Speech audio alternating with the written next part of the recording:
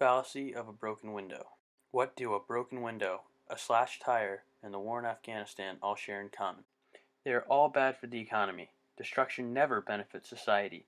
If you are John Maynard Keynes, you would argue that destruction of a window, a tire, or the start of war are great things because they all yield jobs and services to be provided.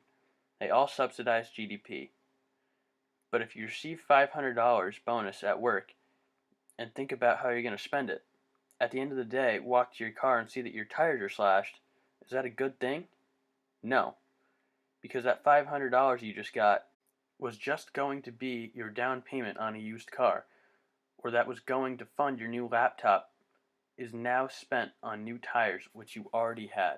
Frederick Bastiat called this the fallacy of a broken window, and he pointed out that some people think that a person breaks windows in town is helping the economy because it provides jobs to fix the broken window. He pointed out that this of course was wrong because broken windows are bad, and that money used to fix the window would have been used instead for a higher, even better purpose.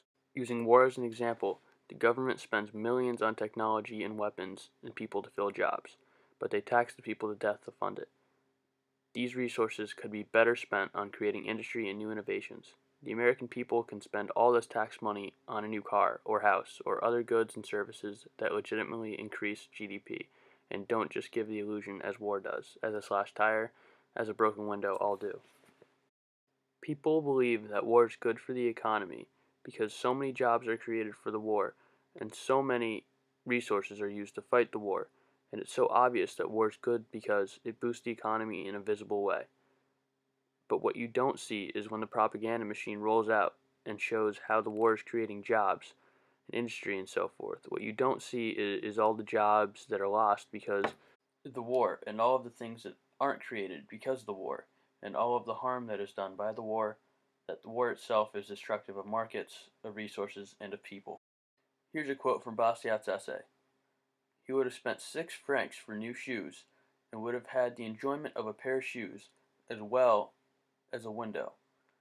We must conclude that society, considering its labors and its enjoyments, has lost the value of the broken window. The most important part of this quote is where it says, society, considering its labors and its enjoyments, has lost the value of a broken window. This explains how destruction just reduces value, and even though it allows more goods and services to be produced to make a new window and install it, the consumer loses value and money needed to put food on the table that was instead used for something as dumb as a window, which they already had before.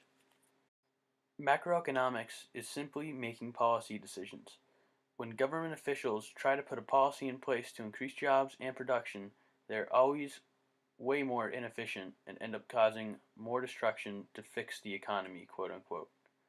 If people are truly efficient, which they are, we wouldn't need government to regulate the economy and try to fix our problems by wasting more resources. If government instead decides not to be as involved in business or even loosens up regulations, with less window breaking, we might see ourselves fixing the economy naturally by consumer spending and the invisible hand.